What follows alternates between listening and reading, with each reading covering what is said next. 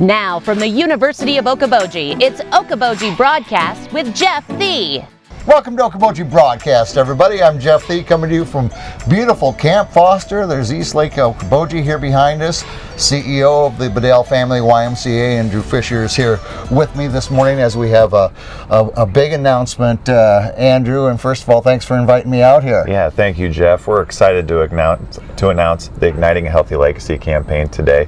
As we're really just looking forward to a three-tiered campaign to really reinvest in the YMCA of the Okobojis from a physical, infrastructure, and sustainability effort. Exciting news, Andrew. And so when did this all start? It's as you're putting the announcement out here today, this has been building for a while. Yeah, this campaign's been in the making since 2019. We had a steering committee really helping us look at what's the future for the YMCA of the Okobojis, whether it be Camp Foster or Bedell Family YMCA, and just making sure that the organization is going to be here to impact lives of children, adults, and families for many years to come.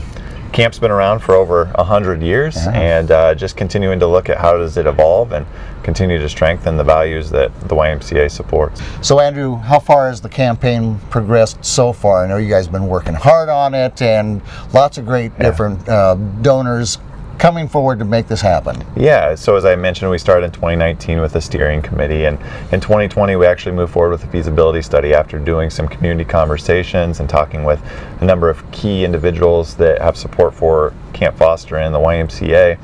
And really we began to develop a committee structure that now has over 100 community volunteers as well as camp volunteers. As we know, Camp Foster is not only a Dickinson County thing, it is a Midwest-centric and national organization. Yes. And so it's been exciting to work with people not only locally, but from across the region and across the country on this. And exciting thing is people have a love for our organization and our community and our area, as we well know, and it's been exciting work to work with those 100+ volunteers on this. To this point, as we talk here today, we've raised north of 70% of our fundraising goal, which is $6.5 million. Okay. And now we're getting to the point where we're asking everyone to help us finish out that impressive feat. What specifically are some of these projects we're going to be looking at the Bedell Y and here at camp? Yeah, the Igniting a Healthy Legacy campaign, otherwise called the Ignite campaign as we like to call it, really centers around some physical projects here at Camp Foster. I'll let Josh Carr, our camp executive, talk a little bit more about those. An aquatic center renovation at the Bedell Family YMCA. The indoor pool that we operate at the Bedell Family YMCA is one of the area's mainstay for recreational aquatic services, swim lessons, swim team, and so it's just an important reinvestment into such a critical space for our area. Additionally, we're looking to grow the organization's endowment, as we're a nonprofit organization that's vital to the sustainability of our organization. And then lastly, elimination of long-term liabilities on the organization. And so elimination of debt allows for more lasting investments into the organization moving forward. And so really from the standpoint of our campaign, you'll see some key infrastructure improvements to Camp Foster, the Bedell Family YMCA, and then sustainability efforts to continue to do those down the road as well. Popping in here now with Josh Carr from out here at Camp Foster. And Josh, first of all, just how was camp? Wasn't it great to have people back here this summer? I tell you what, it was beautiful. I mean, just the fact that we had people on camp for the overnight camp. I mean, last year we ran our day camp. We ran that as well this 21-20 season. And then we had overnight camp, and it was so great to hear the songs again, the campfire smell. The dining hall was feeding and serving children. It was great, and we brought on a full staff to do that. So we kind of felt like getting back into the groove a little bit again. It was wonderful. We're going to keep that groove going out here at Camp Foster with the campaign, and tell us about some of the specifics of what we can look forward to with a successful campaign out here at the camp. Well, I'm glad you actually mentioned how coming back this year. One thing that we could do is look on the bright side. What is something that the pandemic has taught us? And a lot of it has to do with really pay attention to your health care and how we administer health care and how we support children in the health care, whatever that looks like. And we did. We've really analyzed how our health lodge looks and how it's able to serve kids and how it's able to provide support for kids who are sick or injured, and even staff who are sick and injured at different times too. And that doesn't just go to the physical illness. We're addressing a lot of concerns with mental illness as well. So having a place for kids to go and cool off, or staff that have been working those long hours in the middle of summer that maybe just need a break. Yeah. And so we are remodeling our health lodge. It'll be an opportunity to repurpose an old building. So we're kind of saving on some supplies and materials there, which is great that we don't have to tear down, build up, tear down, build up. Yes, We're exactly. able to repurpose a building that's in good shape. It's probably a 10-month out of the year building, and so we don't need to heat it all winter long for our health lodge that we use primarily in the summer. So we'll be able to remodel that, get enough sick bays, beds, and then also a place for our nurse to do the job of taking care of the health and of the kids. Right. So with that, and then what else have we got coming here? we actually want. This excites me. When I first heard about this, I thought, this is a cool project they got going. Yeah, I tell you, we've got a number of them actually, and the idea is to increase capacity to help kids come to camp, make it accessible. Right at the end of August, we typically have a couple days where registration happens, and it's frantic. It's frantic for parents. It's frantic for families that have been coming for generations, as you had mentioned earlier. And they're like, we can't get in because you're full. Well, that's a good thing, because we're providing a product that I think people want and need, and they want to be a part of this area. However, when we tell them no, we don't have the room. So we're going to provide some more spaces through some cabins that we'll be adding online. We'll also have some more play space, which is, we call it an airnasium. Not sure that's even a word, but it is now. It seems to get stopped in my spell check every time. But it'll be kind of an outdoor-indoor play structure it's got shade. It's also protected from the weather, and you can be playing indoors. And that's what we need a lot of times at camp. On a rainy day at camp, they're like, "Well, are you going to have camp?" Well, of course we're going to have camp. Right. But it'd be nice to have a cover, and we could play shoot hoops, play dodgeball, just play circle games, some team building stuff right inside that little area. So that'll be really nice for us. And then the real thing that's been holding us back for a number of years is the size of our dining facility. Yes. Our dining facility is the original building construct happened in the 20s, and so it's almost 100 years old itself. Right.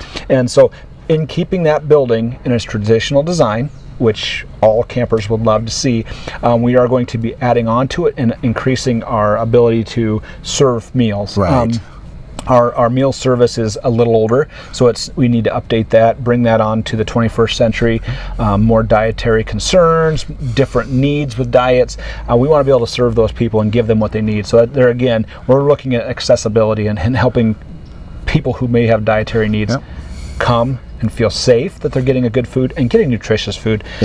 You got to feed your army, right? Right. A group of people that are hungry aren't going to play. They're not going to be happy. They're going to be grouchy, and so we want to make sure they have. And that's all part of camp. That's all part of camp. When you're coming to camp, you're playing, you're having fun. Yeah, exactly. Yeah. So we're thinking about the health through the health lodge. We're talking about their food, the dining hall, which is it's kind of a center thing. I mean, kids are in the dining hall 3 times a day, if not more. And so it's a central place that all camp comes together. And there's no other places in camp. They are all together at the same time that often. And for that many hours a day. So it's kind of a cool thing. That's going to be a really, really neat improvement to camp.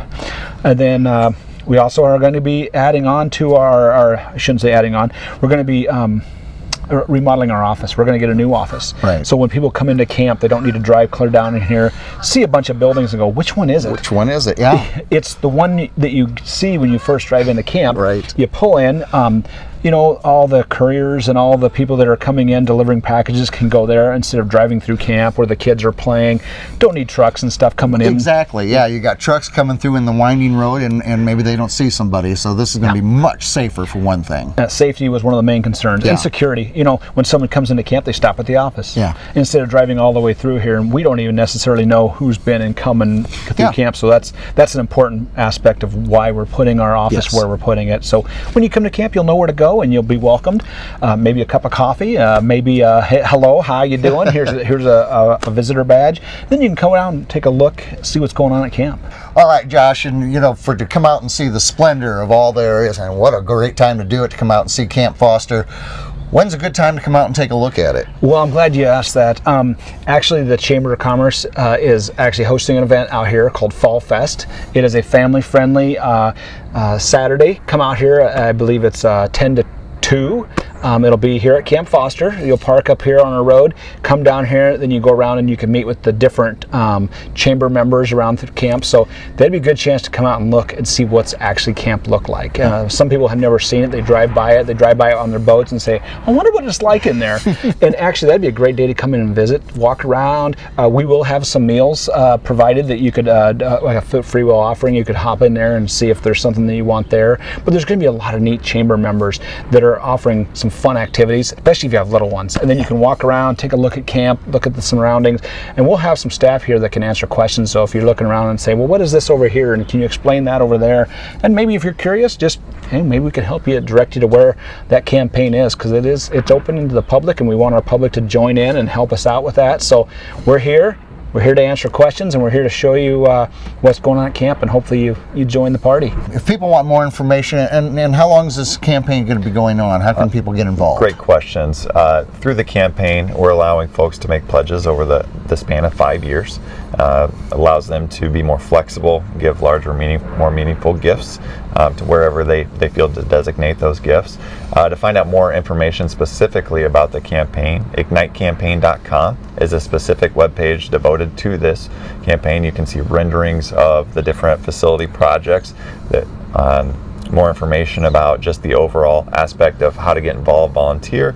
If you would like to make a gift, you can do it directly through there. Obviously, you can reach out to myself, Josh Carr, or any of our leadership team at the YMCA of the Okobojis. You can also find those links at our Bedell Family YMCA website, as well as Camp Foster. We'll get you to those spaces. And just want to say thank you to all the volunteers and donors that have helped us get to this point. And now we're excited to welcome everyone else to support this effort and continuing to strengthen an organization that's been in the Iowa Great Lakes for well over 100 years. Yeah, when you talk about both Camp Foster and of course the Bedell Y, the number of families in Camp's case through generations, and what the Bedell Y has brought to families and health, and I could go on and on with what it brings to the area. So this is a wonderful campaign. No, and it's really a reinvestment in quality of life in Iowa Great Lakes. And this campaign allows us to set our organization up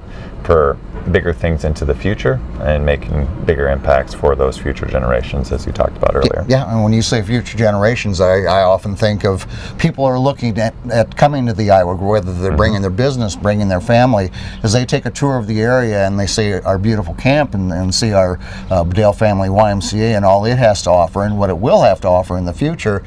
That's a big incentive to bring in new generations into the Iowa Great Lakes. Absolutely. We want to be a community partner in continuing the Iowa Great Lakes to continue to grow and thrive. And we just appreciate the support that we've had so far, and looking forward to connecting with so many others for the future. Very good. All right. Andrew Fisher, and our thanks to Josh Carr as well for joining us. Great campaign. Get involved in it for all that Camp Foster and the Bedell Family YMCA bring to us for our quality of life right here in the Iowa Great Lakes. Thanks to Andrew and Josh once again. We thank you for watching us right here on Okoboji Broadcast. Okoboji Broadcast from the studios at historic Arnold's Park Amusement Park is brought to you in part by the headquarters of the University of Okoboji is at the Three Sons, open Monday through Saturday 10 to 5 and Sunday from 10 to 4. The Scott Troutman State Farm Agency in Spirit Lake. Quest Wealth Management, a financial advisory practice of Ameriprise Financial Services. Advisor Jan Spielman, AJ Spielman, and Erica Wachholz. Ducky's Marine and Motorsports Repair in Spirit Lake. Bank Midwest, dream big, plan wisely, live well. Lakes Regional Healthcare and Avera Partner. Ruthven Locker at the lake, where carnivores are welcome on Hill Avenue in Spirit Lake. Beck Engineering in Spirit Lake. Be Radiant Laser Skin Studio in the Okoboji Plaza in Okoboji.